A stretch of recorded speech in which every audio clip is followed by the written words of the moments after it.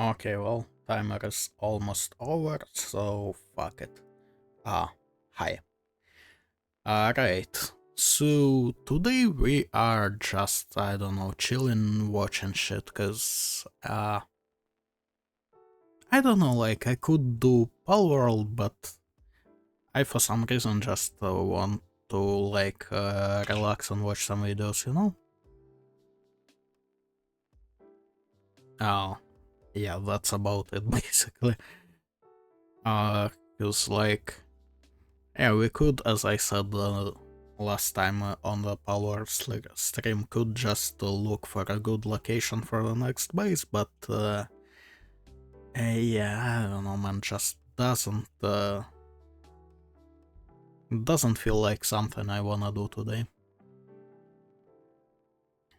Why the fuck is my phone lighting up? Yeah, no idea. Okay, anyways, I have not particularly prepared this time. So let's just do a Wordle as a warm-up and then go through recommendations, I suppose. Okay, let me just skip the fucking... Also, this needs to be a bit louder. I can't fucking find the right yeah, the right position for sound on YouTube. I don't know, man. It was so much easier before they, well, everyone basically decided that media players need to like work with whatever you clicked last. Like, man, it was so much better when side arrows were, you know, play like 5 seconds backward forward and the vertical arrows were sound. And now it's some fucking dog shit. Okay. Yep, that should be fine. Let me, you know what, let me get a bit bigger. Because why the fuck not, am I right? Also, I think I fucked up camera placement just a little. Let me see, okay. And this, yeah, that looks much better. Right. Because it was like losing tracking whenever I turned to second monitor. Oh, can't have that, am I right? Okay, where were we? Wordle. One of these days.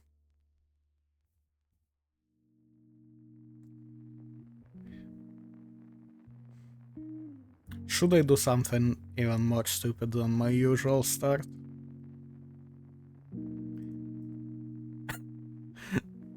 How the fuck?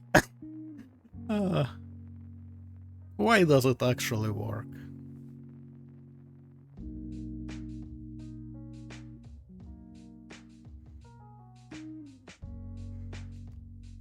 Okay.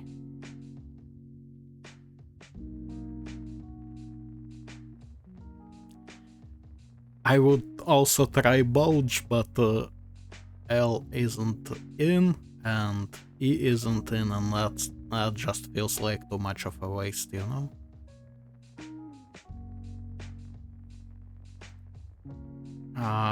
Is this word or is there no, there is some other letter, I don't know. I don't even know what it is, to be honest.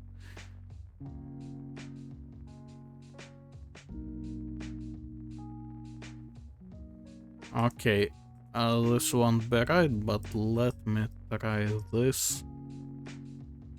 Okay, A is not there. So it's either AU, which I'm not sure what to do with, or UA, which is... yeah, I also don't know what the fuck to do with that.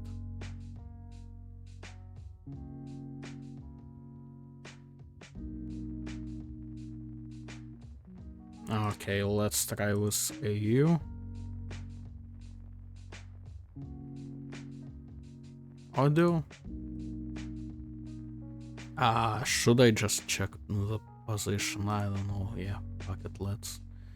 Apparently not. God fucking damn it.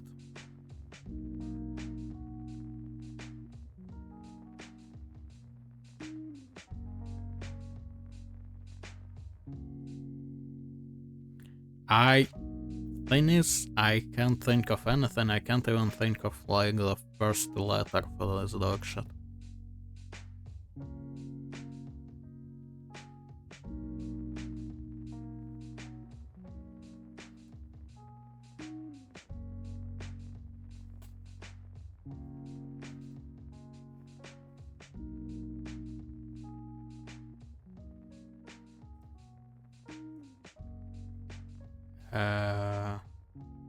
Yeah, that's all I got.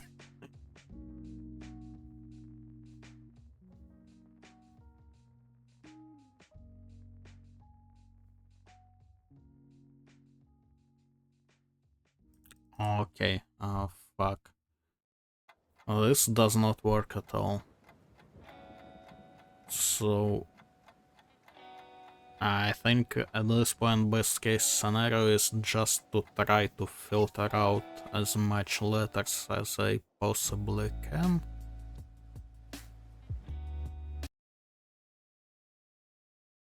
What the fuck just happened? Are you serious right now?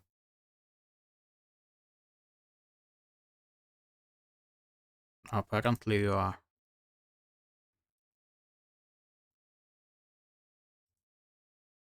That's crazy.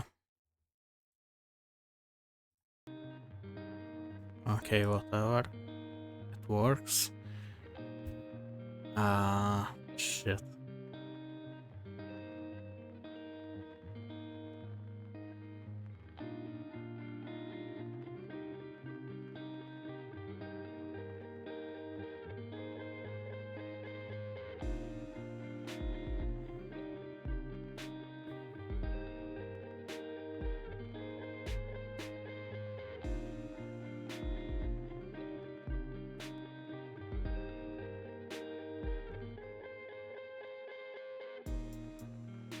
Okay. Let's do much. So it's like 4 letters and you know we just don't have any band in vowels left, so that's fine, sorta. Okay, so what we have is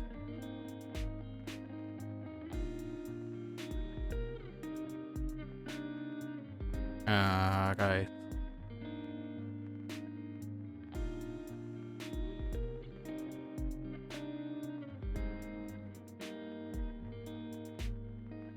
Wait. Quack?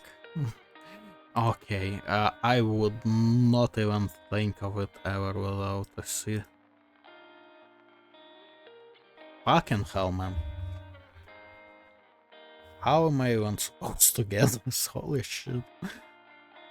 Okay, well, that was a hell of a warm-up. Okay. Right, so we have a last call video. I mean, that's always like that works. How Skyrim turns you into Stealth Archer. I mean, it just works. Should we check it out? I don't know. Maybe. I'll think about it. We got Al here. Also maybe. Harder than Elden Ring, which From Software game is the hardest? Okay, I'll buy it. For the record... fuck. I don't know actually, cause like... Elden Ring has too much stuff, I mean just Spirit Ashes are making it complete fucking dogshit. Like Elden Ring has a lot of stuff to make it easier, but if you play it like previous Souls games, then it will be the hardest one. And I am playing it that way, so to me Elden Ring is the hardest. Because guess what, I just don't like sitting there and applying 10 buffs before fight and then summoning the fucking Mimic Tier to do the fight for me, you know? Okay. Lockpicking Lawyer, another April 1st video, but I don't particularly feel like it today. Austrian painting.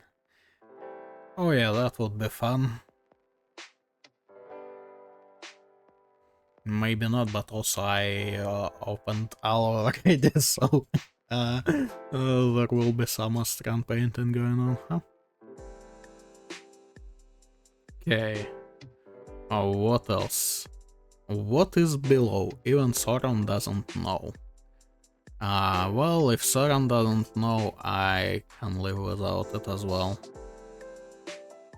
Mass Effect 1 is terrifying. Eh?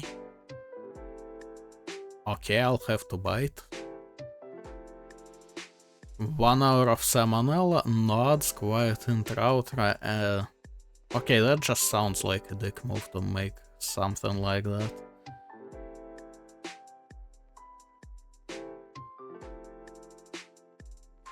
Scientology speedruns, what the fuck?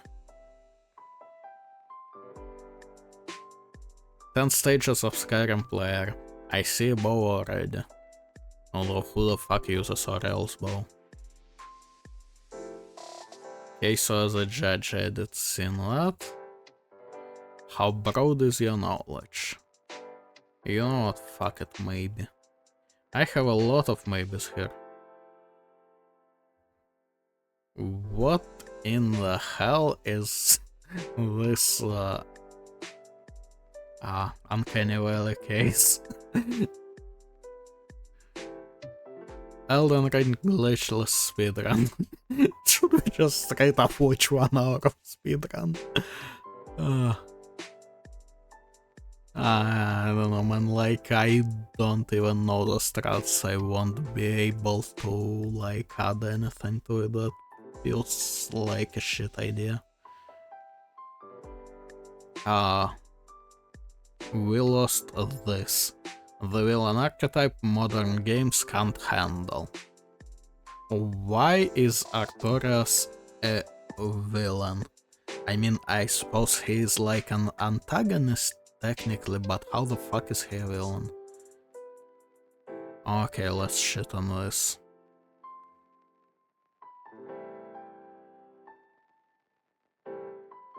Ten stages of Skyrim player. Pretty sure I already scrolled past you.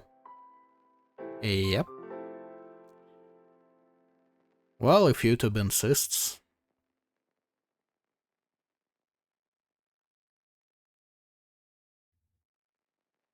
Okay.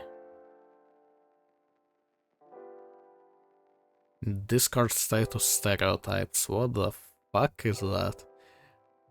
I mean, I can think of a stereotype of a guy that is always in do not disturb mode, but that's about it. Also, I guess a guy that is always in, like, invisible.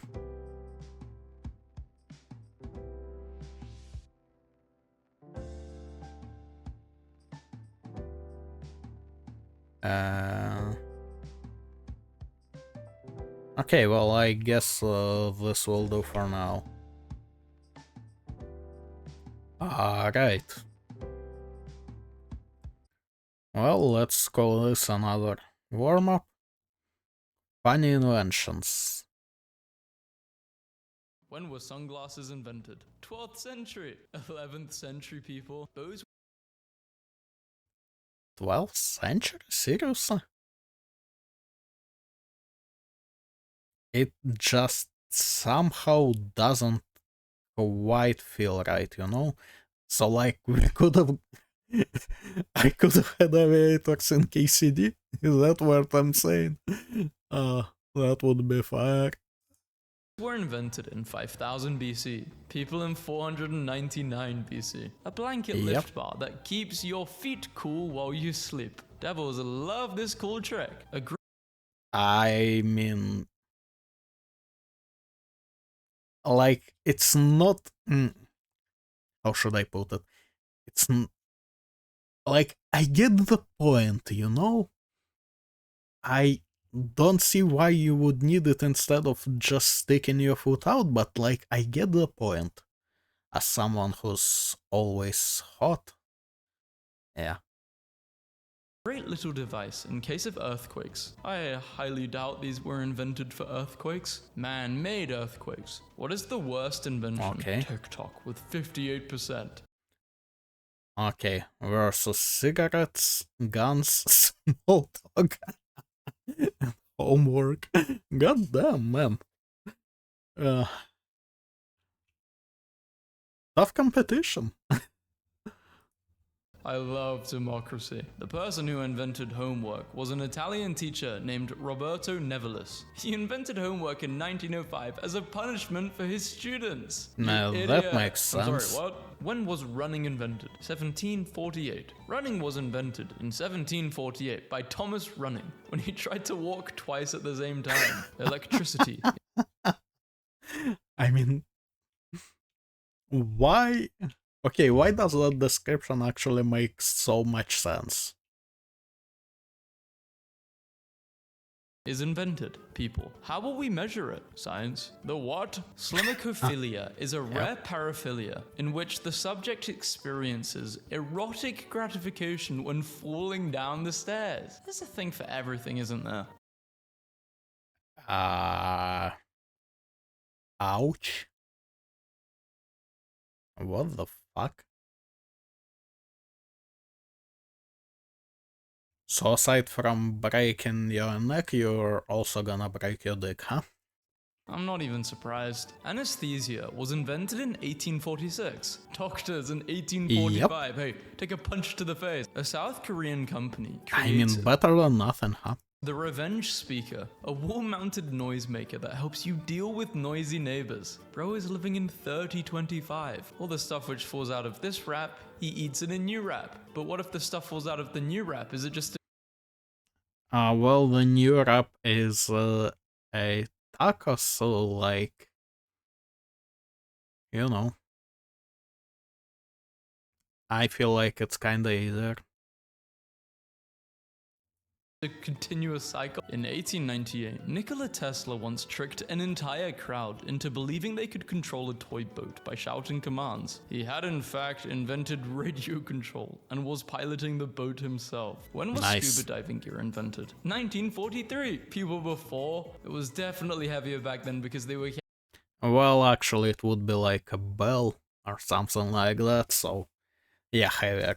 carrying doors on their back. Someone invented a doorknob that lets you see what's inside without going into the room. Parents, I'll take your entire stock. If showering was invented today, there would be people against it. It wasn't invented today, and even if it was, doesn't matter. Some people are still against it. Rich people, poor people, people who invented ad blockers. This I'm not sure ad blockers are a very well paying thing, but the point stands. This guy has invented a scarf that makes you invisible in photos. Wait, that's fire. Who invented these type of blinds? I just want to talk, and by talk, I mean beat your butt. Human touch. Artificial skin will now allow you to tickle or pinch your smartphone. Whoever invented phone foreskin needs to be shot. I present to you Poop, Shower, Shave 3000. Frequency of miracles. Cameras invented. Photoshop invented. Why was the chainsaw invented? Two doctors invented the chainsaw in 1780 to make the removal of the pelvic bone easier and less time consuming during childbirth. What now? Okay, like full stop, what the fuck do you mean removal of pelvic bone? The what? That seems Planes were fatal. invented in 1903. Trains in 1804. Babies before 1804. Japan has made a gun called Speech Jammer that can stop people from talking. Shut up and Can it? take my money. Greatest invention of all time. So women help each other out to get to the top, and men... Oh, I get it. Men invented elevators. Not surprising, given that America literally invented electricity. Really? What about Nikola Tesla? That's not a real person. Tesla is a car. You're such an idiot. What is the pinnacle of Sad part is it's probably real. human engineering? Butter stick. Babies after Okay, I see the vision here. inventing crying to get more milk. Humans didn't invent agriculture. Humans were domesticated by wheat. No, this doesn't make any sense. The Japanese created a silicone it toy kinda called does. Mugen Puchi Puchi, designed to mimic the sensation of popping bubble wrap for an infinite number of times. I would buy this. Parachute was yeah. invented in 1784. People in 1783. One of my favorite things ever is the 300-year gap in Irish inventions after whiskey was invented. Hang the fuck on. Prehistory Ever. It's the Ogham alphabet. I feel like prehistory to 14th century is a bit more of a gap. Okay. Cade, precursor to modern Gaelic football, whiskey. 17th century Irish road bowling. Say what now? I suppose you would go from whiskey to that, huh? 1661, modern chemistry founded by Robert Boyle with the publication of The Skeptical Chemist. Yeah, anyway, that was just to make better whiskey.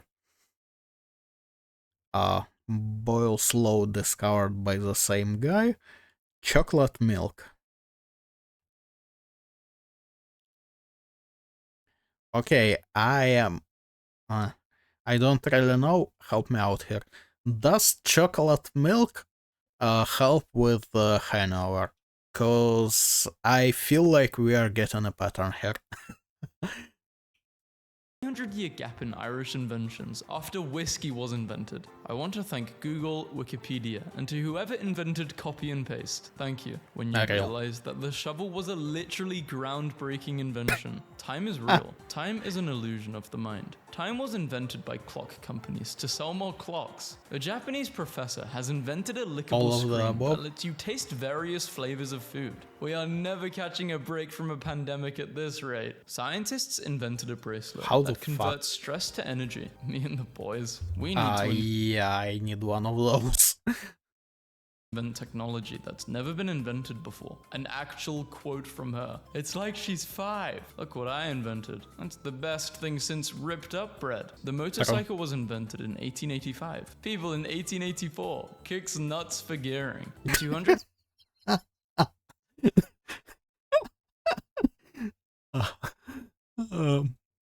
Fuck. Okay, I did not expect that. Damn.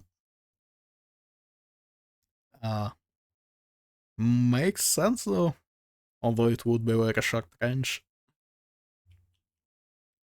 12 BC, Archimedes invented a weapon that reflects the sunlight to burn enemy ships. Star Wars fans. Tech company creates the world's first security camera that can shoot paintballs at people. This is the first step. Okay, that's 40 a years W. time, it'll be shooting real bullets. Scientists at Boston Children's Well, it Hospital should now, invented but oxygen-filled microparticles that can be injected into the bloodstream, which allows you to live even when you can't breathe. First test subjects. You want to inject me with microparticles, then swim underwater for 2 hours? How do I breathe? Bro kinda forgot about the unblur, huh?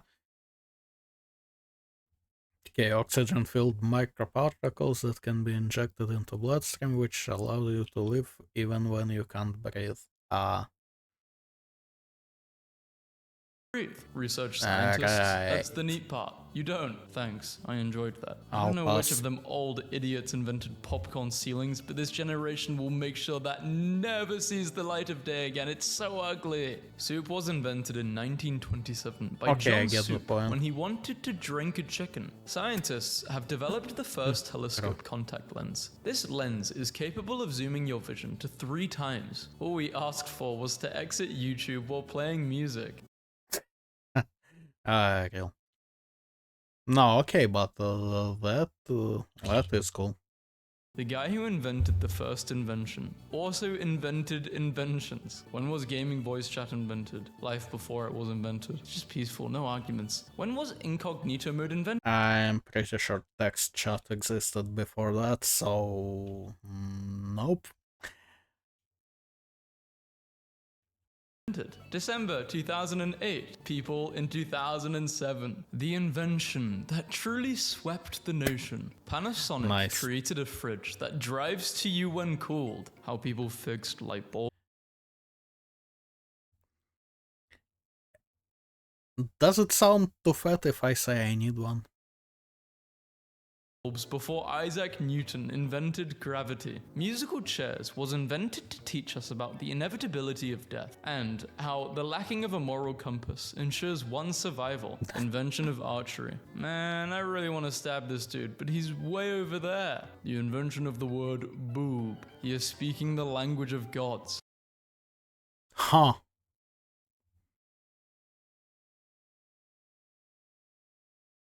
I mean, it does work. Damn. Teach a man to fish, and he'll turn around and try to teach you to fish like he invented it, and you're an idiot. I feel this in my Oh, fucking hell. Why does it have to be so real? soul. Guy who invented the hand dryer. It's extremely loud, but get this, it also doesn't work. I would like to have a word with the inventor.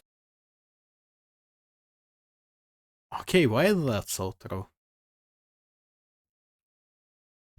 Cause, I mean, the fucking hair dryers do work, so, and they're smaller, so like, what the fuck is the problem there, you know?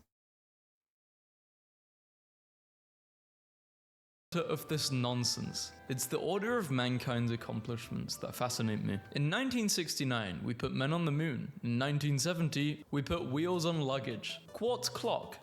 Well, before 1970 we weren't that fucking lazy.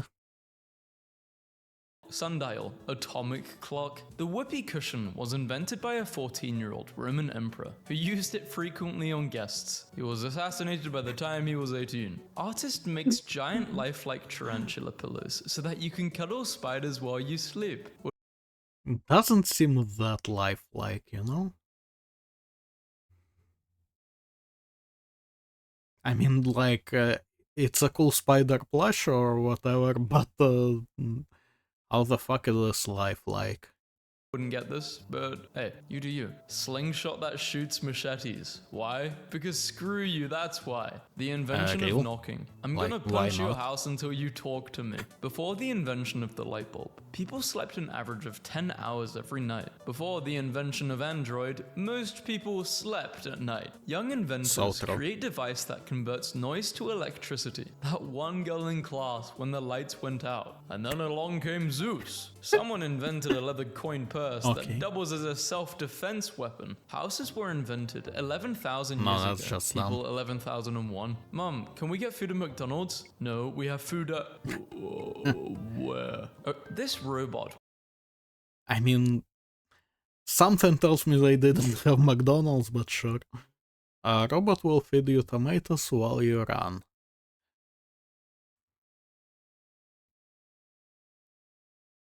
How do you get, like, okay, I can get the idea, how do you get to first doing specifically tomatoes?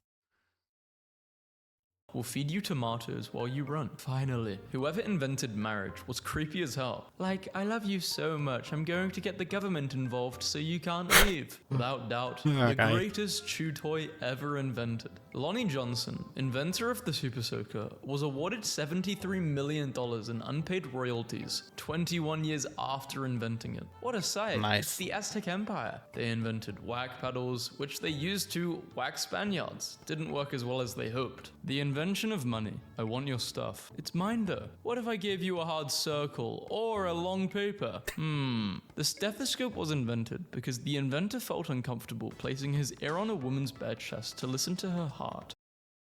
Idiot.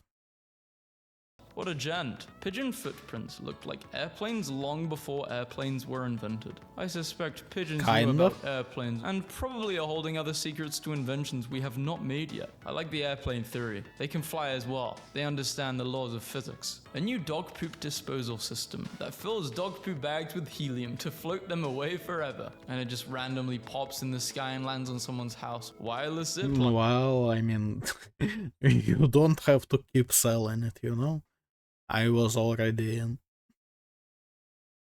Finally, a worthy opponent, says Bluetooth hose. This is life-changing. 2,000 babies think they invented this. Shut up. Teleporters get invented. Life-changing. 2,000 babies think they invented.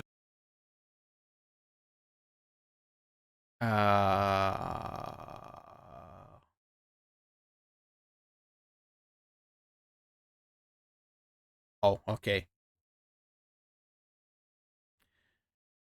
Yeah, I never cared enough, so this took me a while. Like, legit, I wasn't the best student, but I never gave enough of a shit to cheat.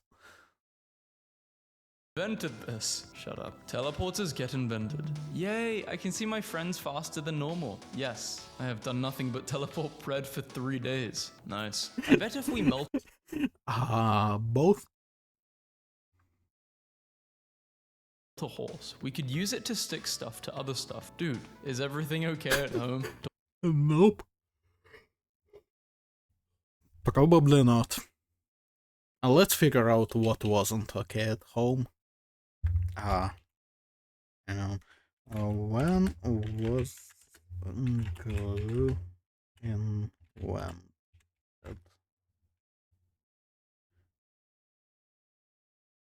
Glue was invented over 200,000 years ago by Neanderthals who created adhesive from birch bark tar to craft tools. Yes, so everything was not okay at home. Also, from the previous one in this video, I'm pretty sure there wasn't a home quite yet, so yeah. That explains a lot. Door lock for drunk people. I shall humiliate myself no more. These are the flavor of inventions we are missing out on by making drugs illegal, just for your information. Potato chips were invented after a chef lost his temper with a customer who kept asking for his potatoes to be more fried and thinner. Guess what? Heard that one before, so might actually be true. Well, thank that customer, I guess. I invented a new word. Plagiarism. What? I'm reblogging this because I got the joke. Apparently, a lemon is not naturally occurring and is a hybrid developed by crossbreeding a bitter orange and a citron. Life never gave us lemons. We invented them all by ourselves. Well, the pyramids were built sometimes before you have Isaac to. Newton invented gravity, so the stone's weight wasn't a problem. Very Barn good. owls when humans invented barns. Oh yeah, it's all coming together. Thomas Edison tried 1,000 times before he invented the light bulb successfully. I yell, winning, Dad? I'm not winning, but not gonna give up. This clock uses shadows to tell the time. Oh, good. God fucking damn it, why am I yawning so much today? This is crazy. Tech bros invented the sundial. Why are we not funding this? Because not all of us get into food wars. Humans are monsters. We're out here Why? riding horses, knowing good and well the horses can see we've invented cars. Glass windows were invented in 100 AD. Before, this private jet uses external cameras to project what's happening outside. Remember how messed up jazz was before? External cameras. Okay, hear me out. That would mean this entire thing is a, well, either a screen or a real good projector, alright? So that's a W. To project what's happening outside. Remember how messed up jazz was before they invented instruments? Scientists. the We fuck? just invented a device that turns thoughts into readable text and it doesn't require a brain implant. People with intrusive thoughts. You what? Cleopatra.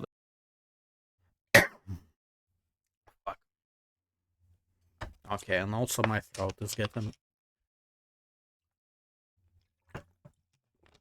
totally fucked up. Man, what is it with me today? Lived closer to the invention of self-landing rockets than she did to the construction of the Great Pyramids. Okay, that's probably true. Before 1290, if you were blind, you were blind. You had no choice. A snail with a wasp nest. The world of insects has invented aircraft carriers. Most important invention of the decade. History of the rock, paper, scissors game. Most important Look, invention of let's the be decade. real, the cat is just gonna get under there. History of the rock, paper, scissors game. All ties, rock, balanced. When was food invented? It wasn't, idiot. People before it wasn't, idiot. I'm starving. I bet there'll be flying cars in the future. They were so optimistic. Edible tape invented to stop your burrito from falling apart. Bro. Dude. Like, I don't know, maybe the technology didn't get to the other side of the world yet, but in shawarma joints, they just, like, dip the seam into, the fat that is, like, dripping from the spit, and then grill it. And it seals perfectly. Also, you can, like, straight up put some water on it and, like, fry it, grill it, sear it, whatever the fuck. Point is, you just need some liquid. No offense, but that haircut is the reason hats were invented. My boss watching me get a whole new safety drill invented in 10 minutes. Awesome inventions, putting your head in something like this, it's called the power napper. In 10 minutes. Awesome inventions, putting your head in something like this, it's Okay, that feels like it would be too hot in there, like, in about 5 seconds. called the Nah, power I'll napper. pass on that Can't one. believe my invention didn't win the science fair. Pencils were invented in 1564. People in 1563. Alexander Graham Bell. Real. I invented the telephone. His brother, Taco. I'm working on some pretty big stuff too. Did you know before water was invented, Okay, people but had which to was carry better? their boats around? I bet camping was invented by two guys who wanted to have a sleepover, but were afraid their wives would make fun of them. Player, can I use You a know gun? what? Probably. No, they aren't invented yet. Can I buy some ball bearings for tripping traps? Sure. John Skurlock, the man who invented safety air cushions to catch people jumping out of buildings during a fire, also invented the bouncy castle. Now it seems really hard yeah. to invent such a simple product like this, which can change so many lives, but there's probably a bunch, there's probably millions. No one. The guy who Might invented rugs. If you could throw hands with one historical figure, who would it be? Whoever invented LED headlights. What were they thinking? Okay, sure. The man who invented auto, rest in peace. I present to you the Nothing's Getting Done Today 3000. I'll take. Okay, that is fire. Nothing's getting done any day. Damn. like your entire stock, storing all of your clothes in an object that was specifically created for that exact purpose. Chair. Well, yeah, that is the object created for that exact purpose, no? Is a human invention, and when the colony across the garden is a different color to them. Rich people's food, consisting of the finest ingredients only. A dish invented by starving peasants made out of scraps and leftovers. Guy invented a new way Oh well, it's just better. to hang out with his neighbors. What a smart invention. It's like, okay, the expensive stuff problem is expensive stuff is expensive because it's rare, not because it tastes good. Microdosing on raw cookie dough till I'm immune to salmonella. Wait, I think I just invented vaccines. Shoot your alarm clock to turn maybe. it off each morning. Americans love this alarm clock. It's a bestseller. No, you don't I mean, that understand. is kinda nice. Recoil is a myth invented by weapons manufacturers to sell bump stocks. When was food invented? Sure. Our earliest ancestors started by simply adding heat to meats, seeds, and vegetables as early as 1.5 million years ago. But then it says at the bottom, 9,600 BC. People in 9601 BC. Okay, what does it actually say? Simple food preservation methods followed, including drying, smoking, and salting in some of the earliest civilizations. Okay. So, it took basically 99.9% of 1.5 million years to get from heating shit up to actually preserving it. Damn. Fontus is a self-filling water bottle for your bike that can make water out of thin air. Powered by solar panels, it collects moisture from the air, condenses it, and stores it as safe drinking water. Tattooing a bicycle. Why are we not funding this? Because it's probably not true, or something's wrong here. I don't know. Or maybe people just don't really care. Dog. I mean, realistically, God fucking damn it. Realistically, it probably just takes forever to fill. Like, you're gonna ride around all day and it's gonna get you like, I don't know, 100 milliliters or something. If that is what I would expect. Bed. They dig and mess around and then get comfortable. Genius. My ancestors never dreamed of having this many tabs open at once. This feels like a good time to add one of my favorite weird inventions from history. The book wheel, invented in 1588. I mean, the weirdest part is I kinda get it. I mean, I guess not weird because I have like 50 tabs open.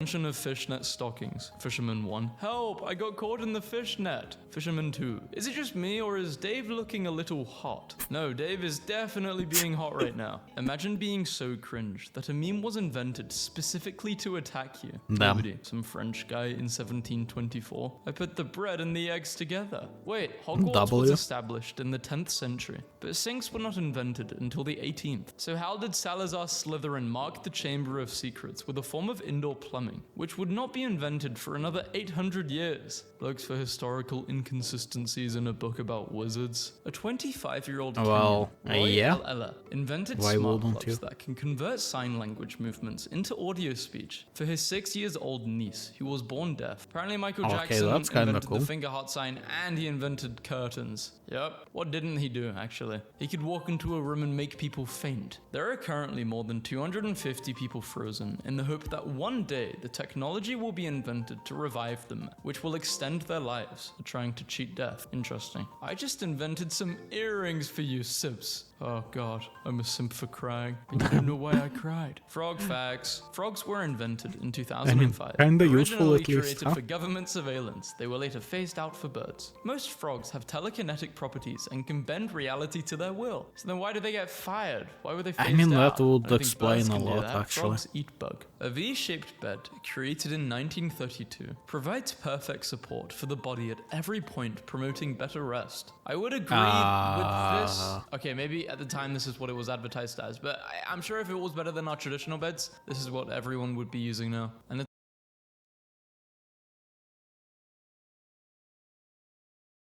How am I feeling about this?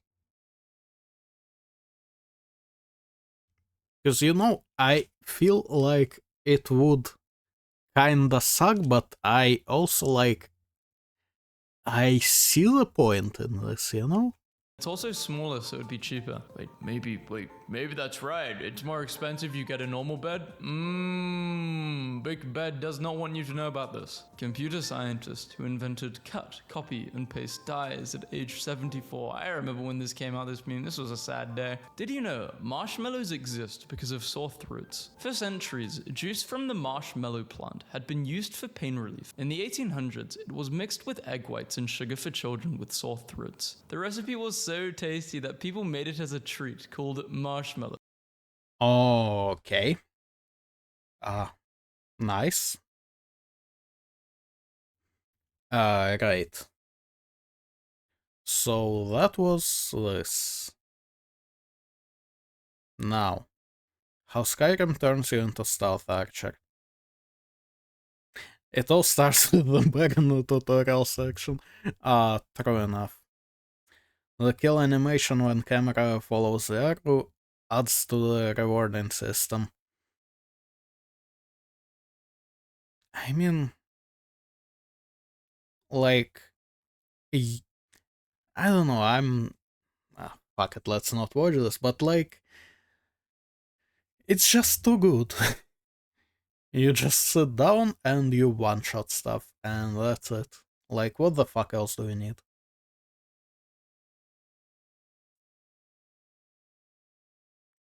Okay, we'll leave this one for later. Right, which From Software game is the hardest?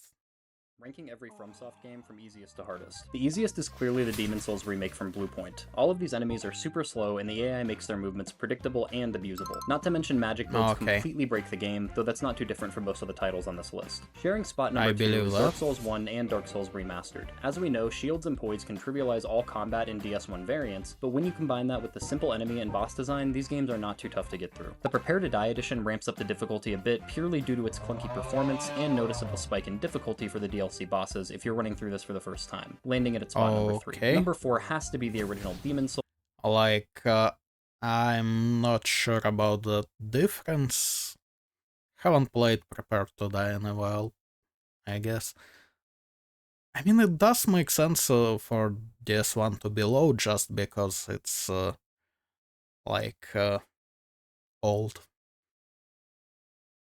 How is Demon Souls above it? I am not sure, but let's hear it.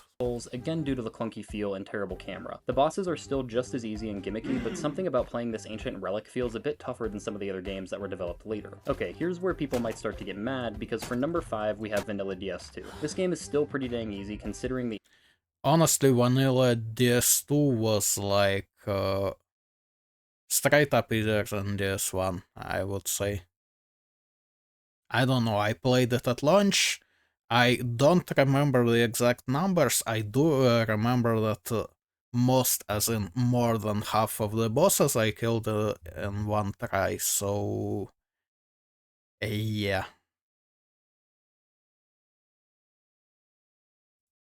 Introduction of life gems and the crushable bosses, but the mechanistic differences between DS1 and DS2 notoriously confused players, making this one more difficult than DS1 and Demon Souls. It's maybe harder because confused? What? Well, okay, I suppose ADP was weird, but like, I don't know about that, man. Also, you know what? It is nice to be confused when you have infinite heals.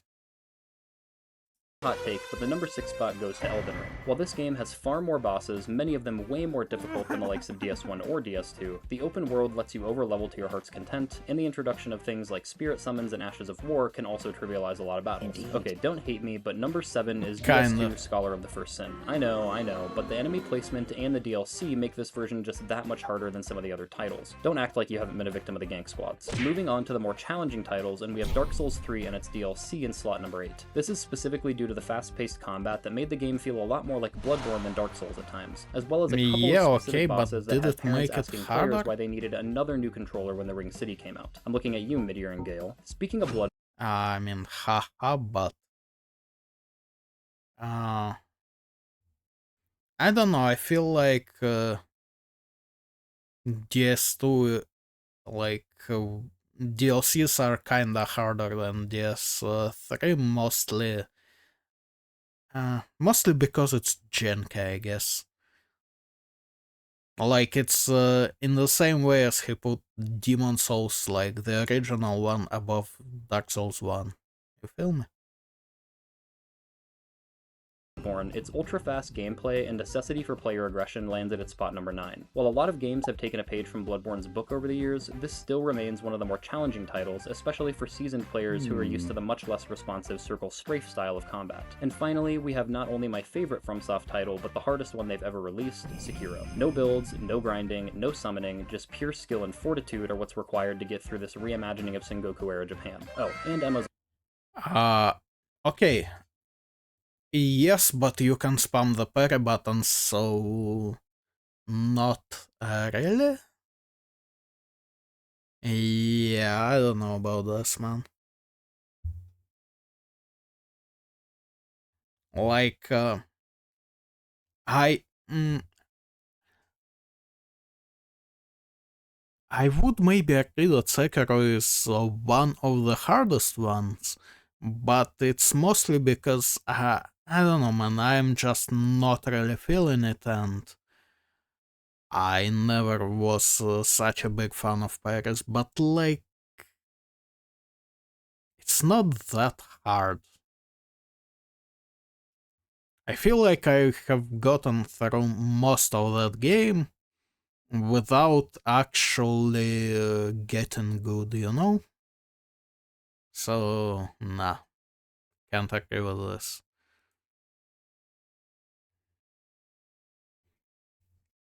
Okay, this one we are definitely watching, but I kinda want to leave it for a bit later.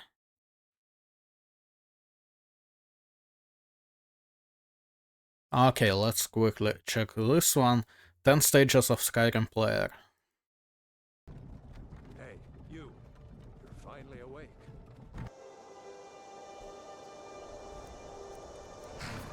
Many hours later. Not that many. Okay, you're ready.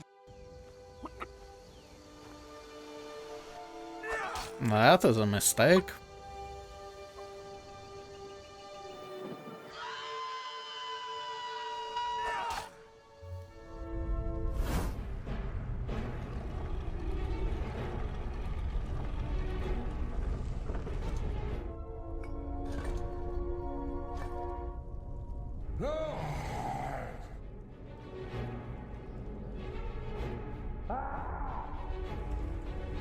Ah, alright.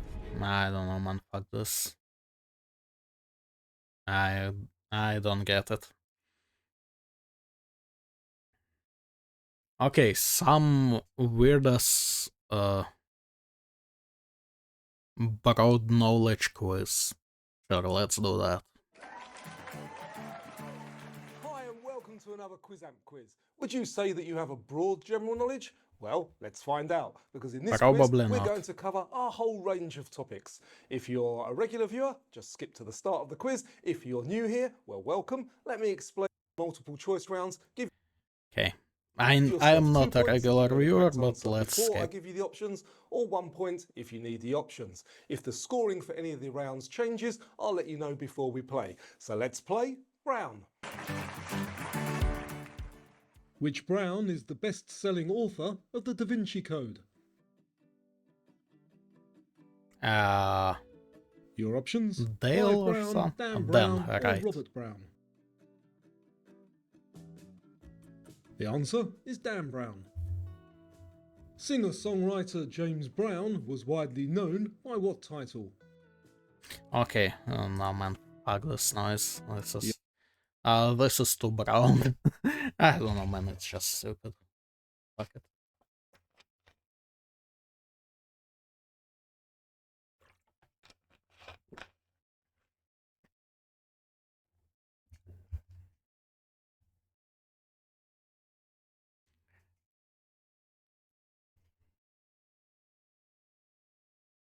Okay, right. So, uh, Mass Effect is terrifying.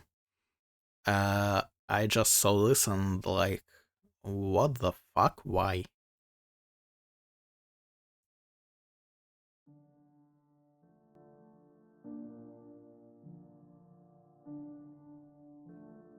I think I finally understand what drew me to Mass Effect 1, how this game makes me feel and how it makes it my favourite Mass Effect game to date. In compiling my 2 secret list videos so far for the Mass Effect trilogy, I've found myself pondering a little bit more over what made Mass Effect Andromeda, a game focused on exploring uncharted worlds in a new galaxy, not quite click for me when Maybe it was that you are not really exploring, and they are definitely not Uncharted. Like, you know, just as a part of it. Mass Effect 1 appears to offer a similar concept. And the truth is, it does boil down to a simple point. Space exploration games aren't really my favourite genre, and I've certainly got concerns for Bethesda Game Studios' upcoming Starfield, not because they have a touch-and-go relationship with quality, well yes that, but also primarily it's the genre. I think it's incredibly No, it was it was the quality. difficult to find the sweet spot, and to me this is a genre that needs to strike a sweet spot. And in my eyes, no game has done that quite as well as Mass Effect 1 for space exploration.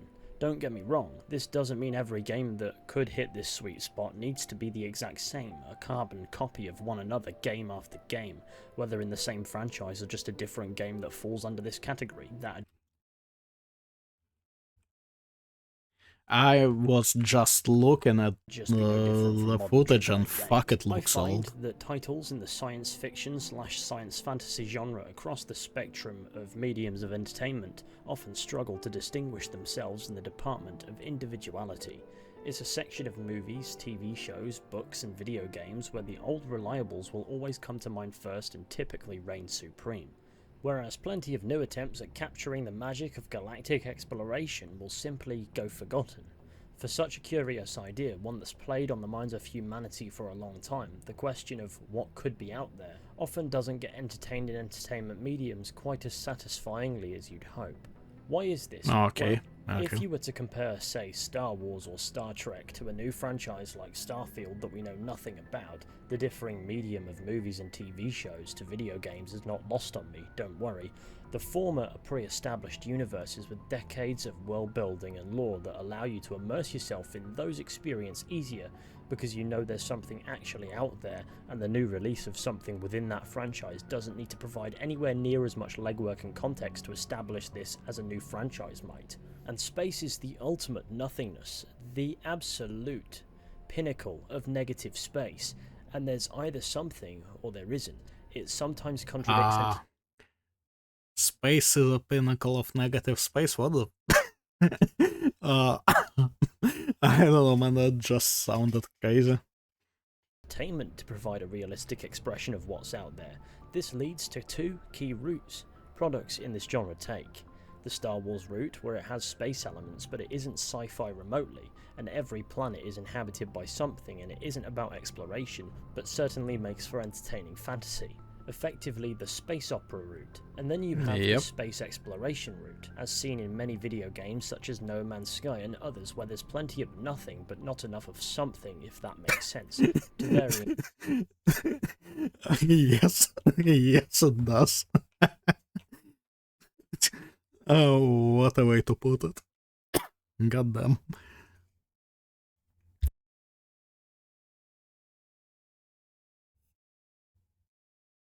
Degrees showing the vastness of space, arguably to a more realistic degree than space operas, and whether or not that makes for good entertainment is subjective to the consumer. Apples and oranges, I know, but this isn't a comparison of sorts, but rather an overgeneralization of the spacefaring genre of entertainment to suit my point when I get more specific. No, Before I okay. get ahead of myself and cast some ridiculously wide net before I've even got to my point, let's find our way back to how all this applies to Mass Effect 1. Well, Mass Effect 1 is the pilot title to a pseudo-scientific story in which humanity has risen to join the galactic community due to discovering the fictional scientific concept of Mass Effect. Mass Effect takes inspiration from across the sci-fi genre, from Knights of the Old Republic to Alien to Star Trek, Deus Ex, Blade Runner and beyond. While there is a bit of pre-establishment of humanity Right, in the I'm not galaxy, gonna think we're only about 20 years every into single that, one so of we're those. entering this universe pretty fresh, as in while we're experiencing the vastness of the galaxy now opened up to us, so are the human characters in the game. It's immediately compelling when combined with the fact that the game wastes no time beginning to establish characters' lore and history. And of course, Keith David. After the opening combat segment, we're introduced to the main establishment of the galaxy, the Citadel, and to me this is the moment in Mass Effect 1 where I knew this game had me in for the long haul. Exploring the atmosphere of this place compared to the desolation of Eden Prime before it in wake of the mysterious Geth attack had me enthralled. Now I got to spend hours soaking in the cultures of Kinda the get galaxy that culminated into one layered location, exploring the wards, the Presidium, the portrayal of different races and mentions of historical events and the attitudes of the individuals who inhabited this space. Mass Effect 1 quickly offers the lived-in feeling you want from a game or any form of fictional entertainment that tackles the subject of the vastness of space in a futuristic setting because it's wondrous, a galactic society spanning from solar system to solar system, moons to planets, space stations to spaceships. It's surreal.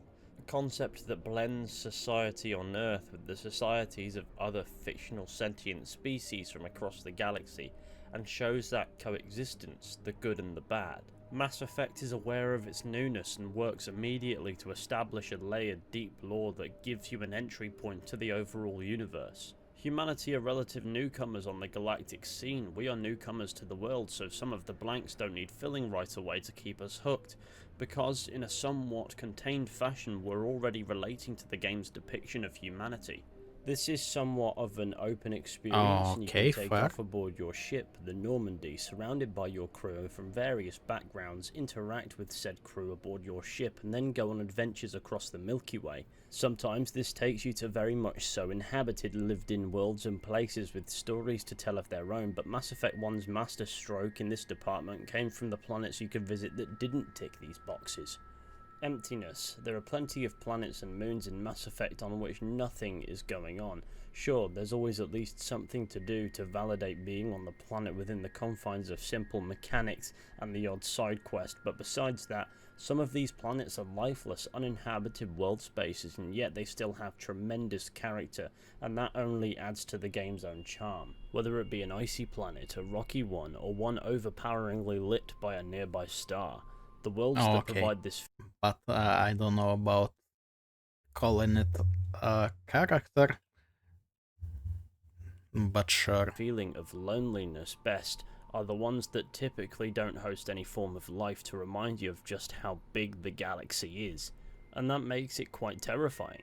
Mass Effect 1 balances this warm, fuzzy feeling of immersion you get when exploring the Citadel, interacting with different characters and seeing the changes to human life along with the things that have remained relatively similar, with the concept of the galaxy and by extension the universe being a dark, cold and empty place, portrayed through the ability to visit seemingly barren worlds where the most interesting thing you'll do is take in the horizon. Being on these relatively empty celestial bodies is a terrifying feeling, maybe the most terrifying one of all. Is it? Earth's very own moon. Seeing Earth in the sky, a small marble against the dark, massive backdrop of space, sends chills down my spine. The empty sounds of the moon add to this ego-damaging feeling of personal insignificance in the grand scheme of the universe, and by extension the greater insignificance of all we know and all we will ever know. It's a petrifying thought to recognize that there is a scale to which our actions, who we are and what we choose to do, will never matter. Awesome, right? Okay, like, I get what he's saying, I don't get why it is terrifying. Like, I don't know, I feel like you could say it's, shit. No, you couldn't say it's shit. Like, you could say it's hella interesting because there will always be something that haven't been found yet, you could say it's kinda freeing because you are nothing in the grand scheme of things, but like, why terrifying? And while it is terrifying, it can also be simultaneously relieving. When on more alien planets in different solar systems, we're reminded of this, but with less familiarity. Most solar systems we can visit have at least one planet we can land on. They may not be unique. See, I'm looking at his screenshots and... yeah, I should have looked up more. Cause, I mean, like, I know. God fucking damn it, it's on sound. This one is fucking awesome, no? We can visit have at least one planet we can land on. They may not be unique or have much going on for us to explore, but at the same time, the game never offers much reason for us to land there if we don't want to. It's purely for the completionist. Many planets have stars, moons, and other planets visible from their surface, and more often than not are devoid of any form of life. This is the vast majority of space in Mass Effect knows that. It's not Yep. like Star Wars where every planet is cozily inhabited, complete with a breathable atmosphere. Mass Effect has that dense, immersive... Well, no, not really. I mean, Star Wars is just more dense. Okay, like... So... here's what's going on, right? In Mass Effect, you go to a system, it has a bunch of planets. Most of them have completely nothing to do. One of them has like a land button and you can drive around and there is like something to do. Star Wars just it's not that they don't have those planets like uninhabited where nothing is happening, they just don't focus on it. Mostly, I guess, because well, I suppose there is enough games so that some of them could have like exploration stuff, but they just, they focus on planets where something is going on. Whenever they need, for some particular story, a planet where there is like nothing and nobody, they immediately crash on one. Like, no problem. There's plenty of those. lived in galaxy, but when you're out here on some forgotten planet with limited activities and no sign of life anywhere, you can't help but feel alone. I don't think these spaces are bad at all. From a gameplay perspective, it does seem pretty boring, as many will jump to point out. You're right, there's not really that much to do with regards to exploring these worlds. There are little things you can do, and of course you can drive the Mako, which is just everybody's favourite activity, but it doesn't seem to be the point in the first place. Okay, that was probably sarcastic, but I never understood why people have a problem with Mako. Like even in the original Mass Effect 1. Like, I don't know, maybe it's a controller thing or something, but like, I always played on PC and on keyboard and like, it's fine. Not the best, but it's fine. What I think the point of these uninhabited worlds does land, however. Before we get to that, I'll explain where I feel Andromeda falters. Mass Effect Andromeda sees various races from the Milky Way venture forth on a one-way trip to the Andromeda Galaxy, leaving behind everything we knew. No comforts, be it the human home or the homely feeling of the Citadel and its various cultural influences from across the galaxy after playing the trilogy or anything in between. All of that gets left behind by the limited people in the Andromeda Initiative. Our mission? To settle a new home on a new world in a new galaxy millions of light years away. However, as it turns out, we've arrived a little late and everywhere in the limited Helios cluster has to a degree been charted, explored, and to varying degrees, with far too many habitable planets for such a small region to kill any sense of realism that the trilogy may have possessed in spite of its pseudo-scientific premise. Okay, I mean, fuck that. As many as you want. Problem is, yes, it was supposed to be like a straight up exploration game, and yet somehow they decided not to add I mean, fuck that they should have made story about exploration and not like everything is already kinda explored. But they should have at least added the same fucking empty planets, but no? Milky Way races have established homes already, albeit very slapdash. That sense of exploration that we, the Pathfinder, should be having is gone before we ever have the chance to even feel it. The game does break this mold more than once, however for the most part there's already something familiar there, so there's no point. Above all else, there's no nothingness to make you feel that discomfort, like when you're sat on a planet light years away from anybody in Mass Effect 1. This always felt counter to the initial premise of Mass Effect Andromeda. Mass Effect Andromeda provides a diluted exploration system in which nothing really feels like a new experience for humanity as such a venture should promise. And Mass Effect 1 isn't really about exploration. These empty worlds dotted across the Milky Way aren't truly meant to be explored, and whilst you do have some interactive sites on these planets, and side missions that may take you to them or revolve around them on occasion, they're very minimal. The intent behind these worlds was simply to be felt. This is how big the galaxy is, and this is how small you are. I like to think this is a theme in the Mass Effect trilogy. We're faced with the threat of the Reapers, a species of synthetic machines with goals beyond our comprehension that emerge from dark space every 50,000 years to destroy all of face-sparing civilization. We are small to these behemoths, insignificant, inconsequential. They have no sympathy for us. They don't take pity. We are ants to them, just like we are ants to the universe, if not less. Mass Effect 1 lays down this principle.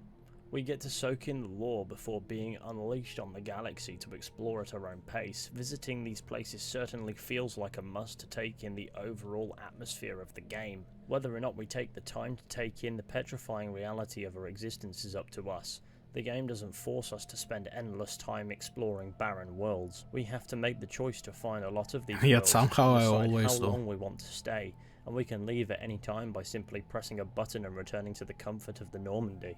This duality of the endless emptiness of space versus the atmosphere of mixing with galactic society is explored greater in this game than even the following two entries to the trilogy, and this isn't a knock to Mass Effect 2 and 3, as it certainly makes more sense for those games to be a little more focused on the threat and the lives being threatened, but it makes me glad Mass Effect 1 does take the time to provide this message. For Mass Effect's story to really hit home, I feel you need to feel your own insignificance. In reality, that significance is lesser than that of humanity in the games, as we're still confined to one tiny rock floating through the endless nothingness that is space, unable to leave. If any other life is out there, we cannot interact with it, and yet maybe we never will. We are a speck of dust in the cosmos, and our existence holds no bearing over anything. Our lives are but a second in endless time.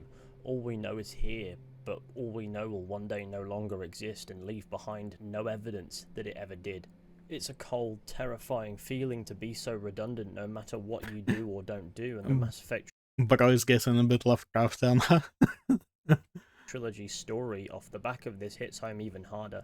We aren't the first society to be threatened by the Reapers, we aren't even the 10th or the 100th. This cycle has repeated for millions of years.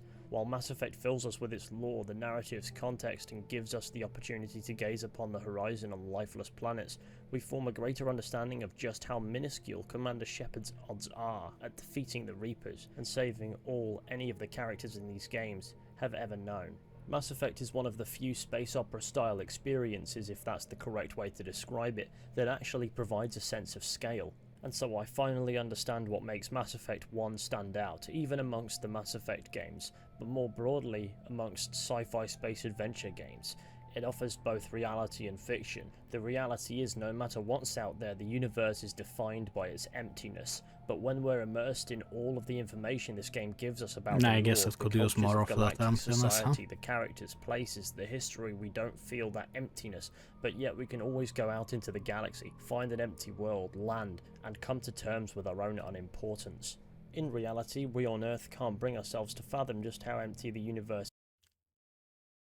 Like, I'm just sitting here thinking, he mentioned No Man's Sky in the beginning, and it really lacks this, you know, cause in No Man's Sky every star system has a space station in it, with a bunch of people on it, every planet on which you can land has some kind of fucking life form, be it, I don't know, man, trees, bushes, animals, all that stuff. Like, it's weird, it's sometimes mechanical or otherwise crazy looking, but they are all inhabited. Like, No Man's Sky doesn't have this that is on screen right here, you know?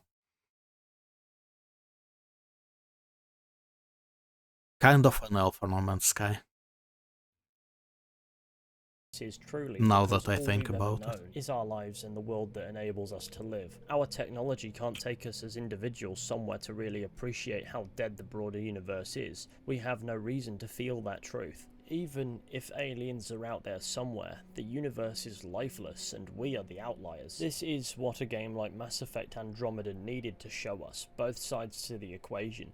The feeling of being lost in space, light years from anybody, just pondering over the horizon on a world in which nothing is actually happening, and also tether us to lore, not piggyback off the trilogy as it's been left behind. Never to be seen again, no longer a comfort. Andromeda needed to provide new comforts that fit its narrative, and then actually give us the exploration aspect in a way that didn't sacrifice the feeling you get when simply traversing across unfamiliar terrain on a lifeless planet. The duality of deep immersive lore and the bleak realistic emptiness of space is undoubtedly what drew me to Mass Effect 1 in the first place. It may not be what sold me on playing the game, but it's what kept me interested. Mass Effect is a trilogy of games in which I could feel the depths around me at every turn, but also feel the fear of isolation in equal measure. I don't know if it was intended, but it sets the Mass Effect games apart in a way that shouldn't be unique but is. The games aren't intending to be realistic in concept, but how it makes us feel as humans, people with egos, whether we like to admit it or not, was very real. And that's as raw as it gets. For a new franchise to quickly touch all bases firmly and provide the perfect atmosphere to carry over into its sequels, Mass Effect 2 and 3, which may not have needed the same degree of just experiencing the nothingness of space because they didn't need it. Because the premise had already been explored, it had already been felt, and no matter what we are doing or where we are in the games that followed, it's always in the back of our minds. This is why Mass Effect 1 in hindsight I mean, it wouldn't be unwelcome though. has become my favourite Mass Effect game. For the longest time it was Mass Effect 2 and I left it at that, but since the Legendary Edition fixed the visual aspect to 1 to an acceptable degree, my imagination simply became much more enthralled by how Mass Effect presents itself, and how it sets a strong basis for the entire franchise to come. And that Okay, I right there can is get something that. that I have recently come to understand about Mass Effect 1, just how terrifying it is, and how brilliant that makes it. Okay, I don't know about terrifying. For me, it was more of a video about why Mass Effect Andromeda didn't work, but yeah, this was nice anyway. I take it that's everything, basically. Guess so. Okay. Yeah. Well, this was nice.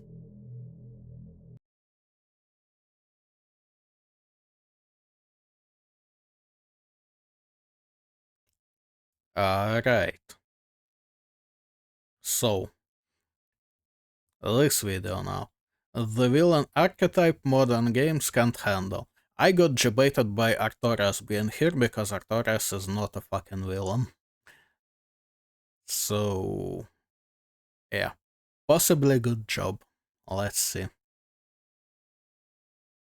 Modern games have kind of forgotten how to write one of the best villain archetypes ever, and unfortunately is the exact kind of villain people remember for like 20 years. Because this is usually the character who used to be noble, or at the very least, not spiritually living in a dumpster. So before I start throwing names like Arthas, Artorias, Darth Vader, and Paul Atreides at you like I'm assembling the most psychologically damaged Avengers team of all time, let's start with the obvious one. What the hell even is a fallen angel villain? Think of it like this. Take like your golden boy hero had grief, pride, a messiah complex, and one catastrophically bad decision, and congratulations, you now have a boss fight with lore videos made about him. This is the character you were Okay, supposed that's to about believe in. it. This is the Yeah. guy who should have been the savior, the king, the chosen one, the one person who had the sheer raw aura to actually drag the world out of the mud. And then something goes wrong. Or more accurately, a lot of things go wrong, and the really scary part is that most of them make sense while they're happening. And by the time everyone else catches on, the angel is already gone, and now there's just a king with a cursed sword, or a knight getting dragged around by darkness, or a space wizard with a laser sword who has converted all of his emotional issues into state of violence. And that is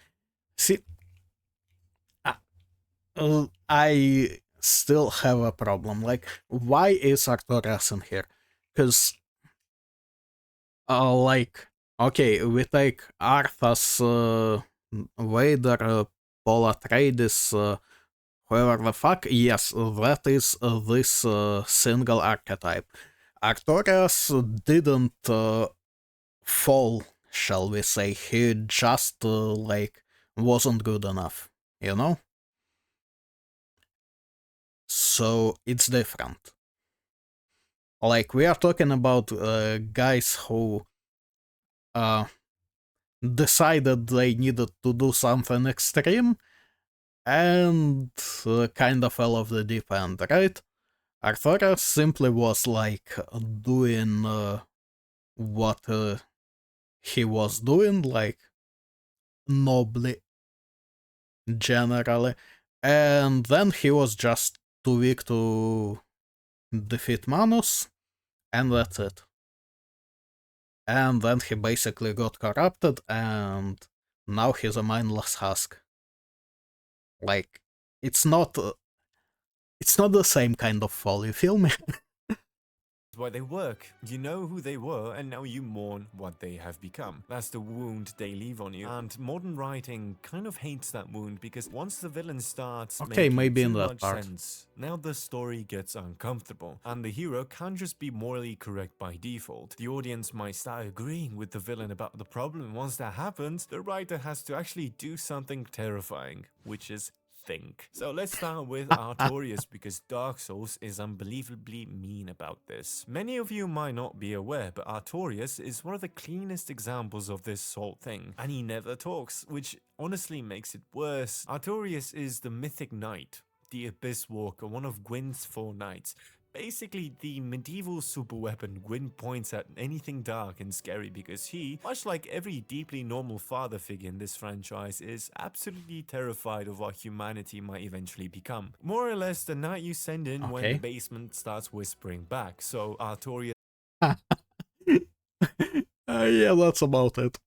grows into this symbol, the great warrior against the abyss, the one guy built for this exact job. And then you finally meet him, and he's cooked, just absolutely finished, one arm ruined, body collapsing, and his mind is gone. The game doesn't go like, oh, the legend was... See, like, yeah, that's the whole point. His mind is gone, he's not there.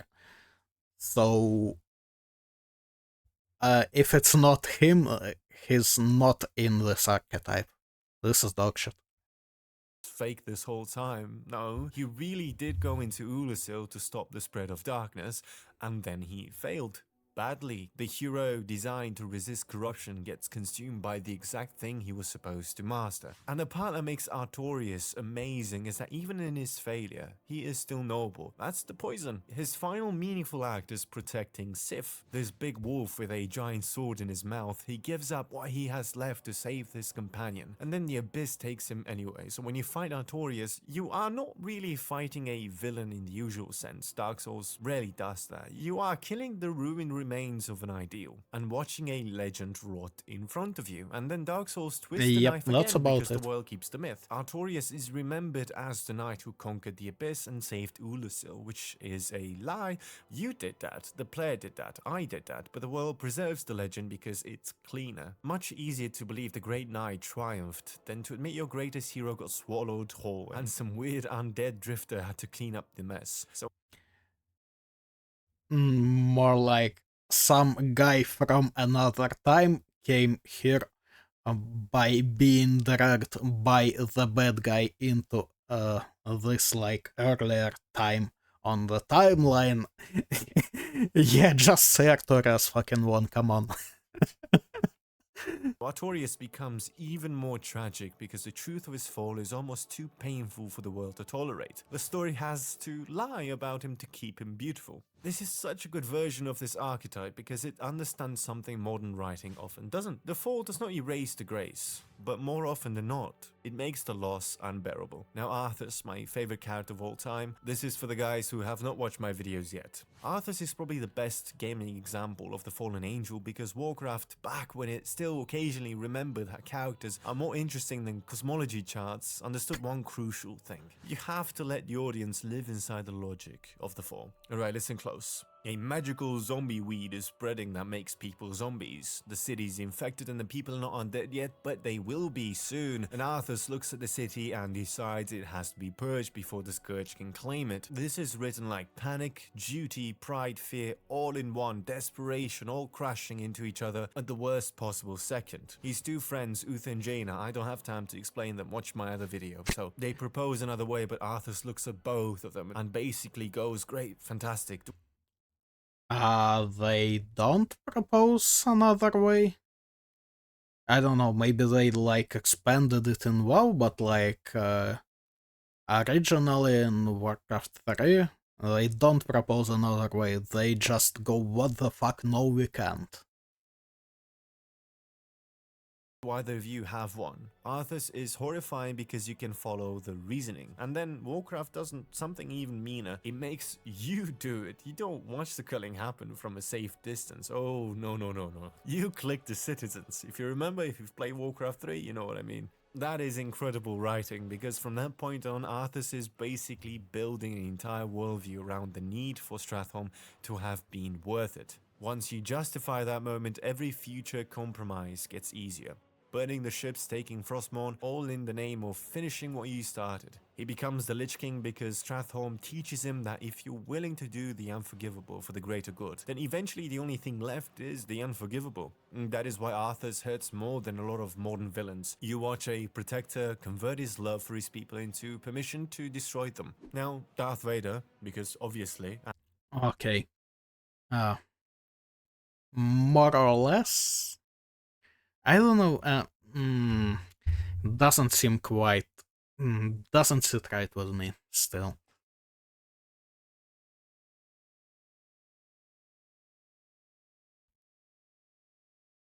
Like, okay, hang on, let me, yeah, about from here. To have been worth it. Once you justify that moment, every... See, here, right here.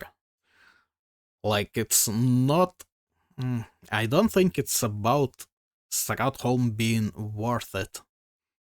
It's about that whoever was behind this, aka Mal'Ganis, was it? Like, is still alive, still plotting, still needs to be taken care of. And then a new problem presents itself, so he needs Frostmourne to deal with that. Then people start saying, or was it before? I don't quite remember the order. Then people start saying, okay, we are kind of overextending here, but he really wants to take care of that threat, so he makes them stay. And then by the time he actually dealt with it, he is kinda full-on corrupted. But like this part about being worth it is, yeah, I don't think that's correct. Future compromise gets easier. Burning the ships, taking Frostmourne, all in the name of finishing what you started. He becomes the Lich King because Stratholme teaches him that if you're willing to do the unforgivable for the greater good, then eventually the only thing left is the unforgivable. And that is why Arthas hurts more than a lot of modern...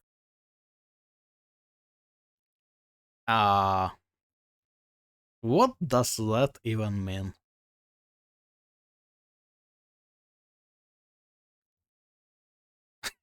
I don't know, man. I can't even start to countering it, because what the fuck does it even mean? Like,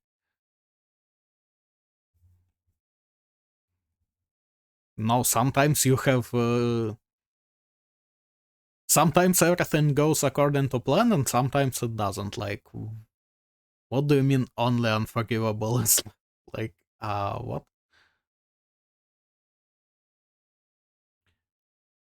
So, like, yeah, it's not really, it doesn't work like that. It's just that he does, he compromises once, he compromises twice, he compromises again and again and again, and then he looks around and he's like, oh wait, what the fuck, I'm a bad guy now. But uh, I don't know, man. I feel like me and this guy are kinda saying the same thing today. I am just really not. I just really don't feel like he says it in the right way. Oh, well, fuck it, let's get to You Vader. watch a protector convert his love for his people into permission to destroy them. Now, Darth Vader, because obviously Anakin, and Vader's works because his fall is love, fear, humiliation, and this insane need to control a universe that keeps taking things from him. Anakin is raised inside prophecy, shoved into war, emotionally stunned, and Palpatine sees that immediately, because of course he does. And suddenly the Chosen One is marching around the galaxy as a fascist, life support system for unresolved feelings. He's haunting because under all that machinery, there is still the outline of Anakin in there somewhere. A ruined promise, trying to fix the system and the universe by himself, but ultimately becoming a villain in the process. And then Paul Atreides, because Okay. June is coming out and I need the revenue. He starts exactly how hero stories train you So real. to trust someone. Noble house destroyed, father murdered, young heir in exile, prophecy hanging over his head like a loaded gun. In a lesser story, that gives you the savior, the righteous conqueror, the guy who rises, takes his place, and fixes history. And Frank Herbert looked at that setup and basically went, okay, but what if this is actually how history gets people killed? And that is why Herbert said charismatic leaders should come with a warning label on their forehead saying, may be dangerous to your health. That is the point. Because Paul really is brilliant, charismatic, visionary, all of it. People follow him because he looks like the answer to the Fremen. And that is exactly what makes him dangerous. The same myth that gives people hope also gives history permission to become a slaughterhouse in his name. Without giving spoilers, because the next movie is coming out, Paul is a direct attack on the audience's instinct to trust saviors, prophets, and chosen ones with great cheekbones and worse consequences. And modern games usually do Is he now? Hmm. Hmm.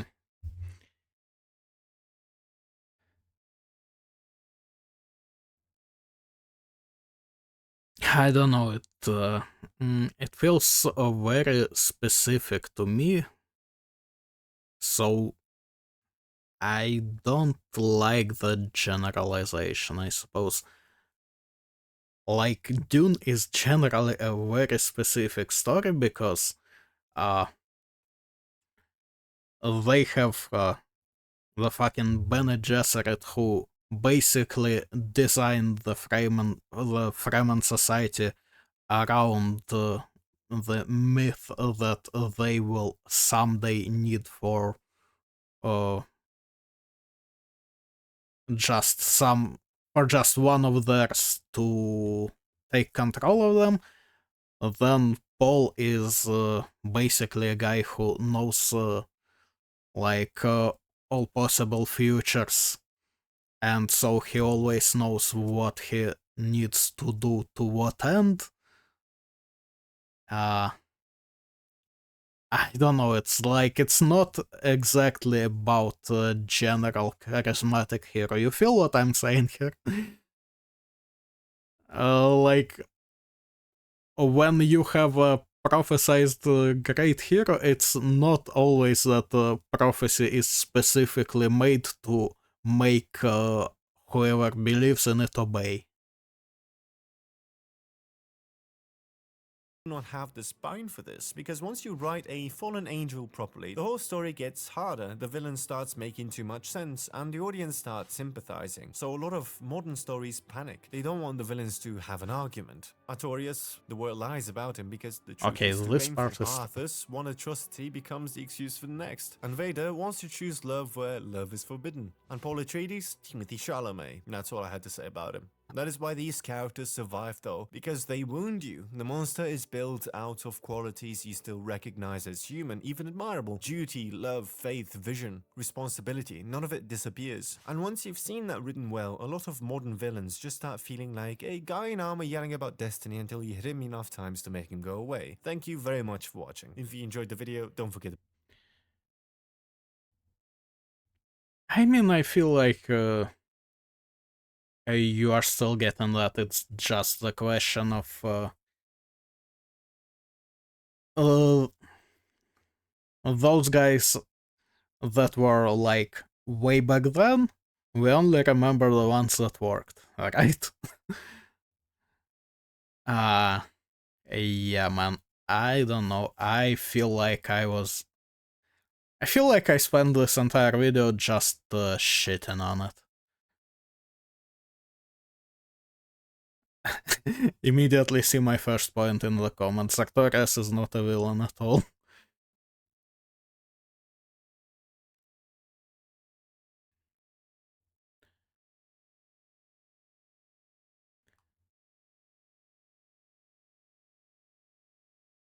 I think the worst part about Arthas is the fact that the other way that you said Jaina and Uther proposed doesn't exist.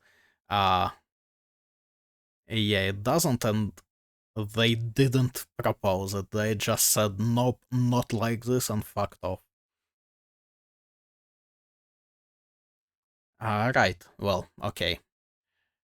I think I already said enough shit about this, so yeah. Okay.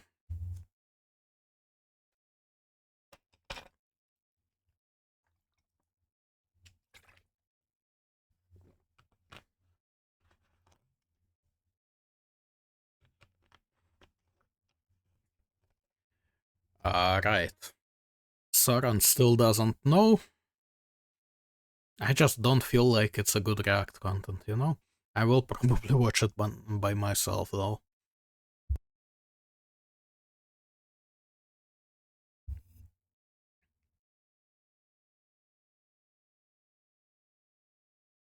Okay, we got a daily dose video, sure, why not?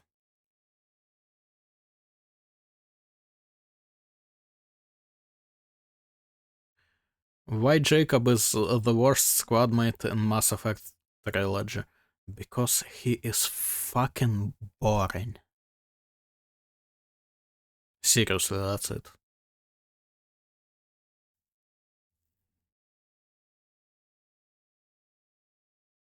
The Corollas system in Dark Souls 2. And it shows the fucking last giant who remembers you. That hardly feels like a system in Dark Souls 2.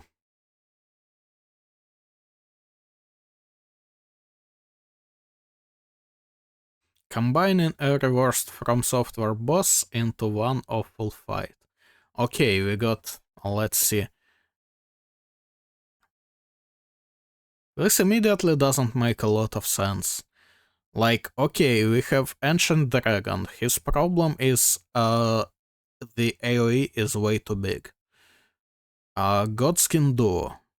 The problem is there are two of them. Monkey from Sekiro.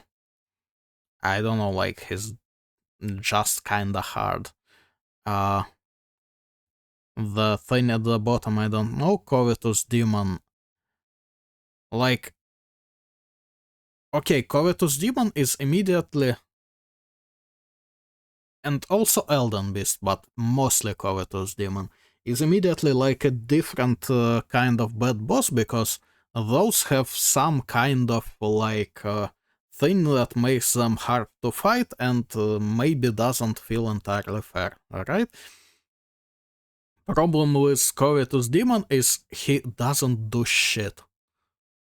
Like, you just run around him and stab him a bunch and he dies. Like, that's literally it. You need to be mentally disabled to get hit, basically.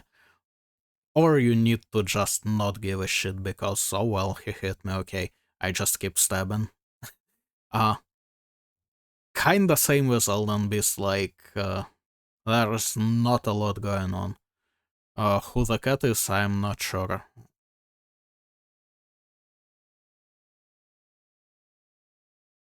I don't know, man. It just seems like a weird idea.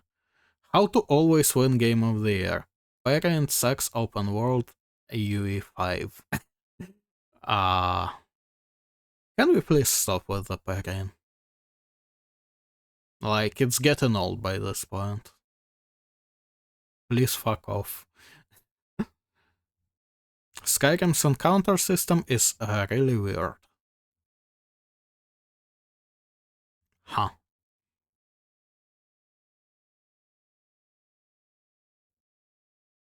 That kinda feels like it could be fun to delve into, but also it's a 20-minute video and I feel like that's too much.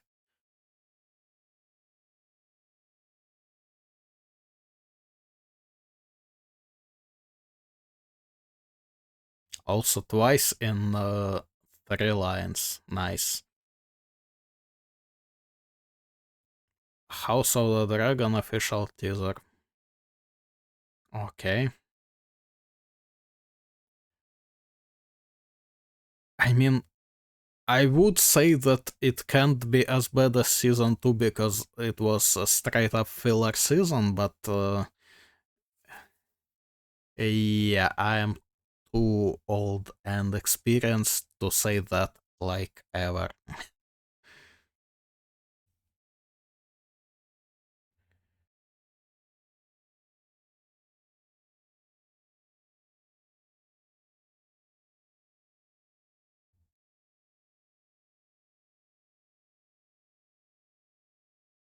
Okay, fuck it, let's do this, whatever that case video is as well.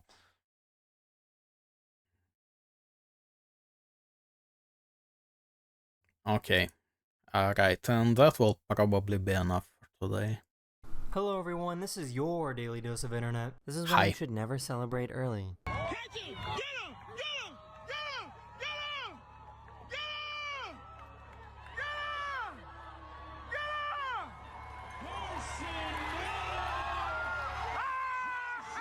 Well, yeah.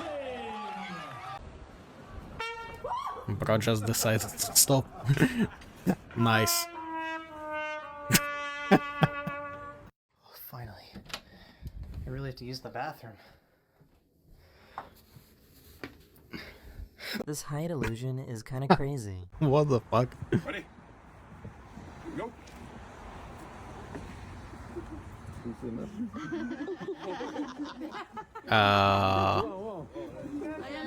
Rin, rin, rin, rin, rin, y lo suelta. What? Ready? Go.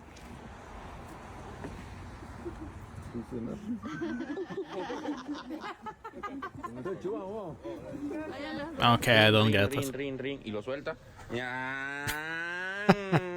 Nice. Would you look at that, man?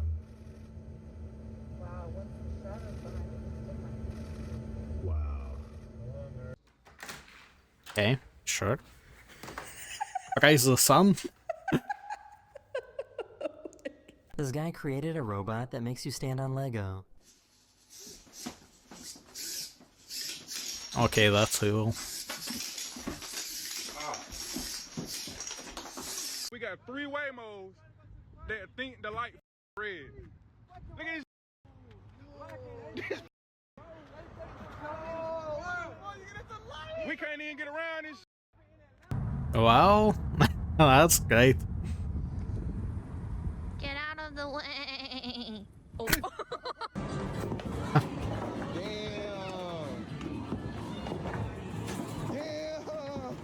What the fuck? Her first time horse riding didn't go to plan. Yeah, I can kinda see why. Someone should have explained what saddle is for. Nice.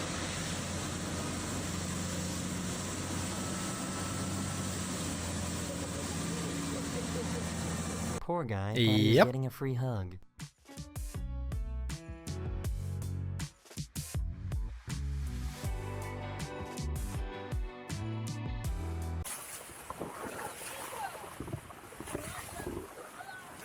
Fuck's sake, my lights are out.